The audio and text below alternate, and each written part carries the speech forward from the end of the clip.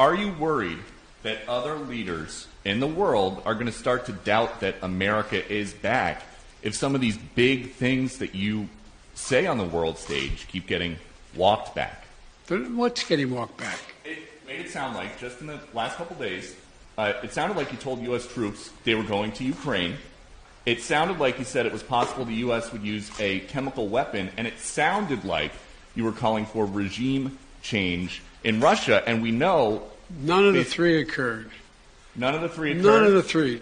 Mr. President? You interpret the language that way. I was talking to the troops. We were talking about helping train the troops that are the Ukrainian troops that are in Poland. That's what the context. I sat there with those guys for a couple hours. That's what we talked about.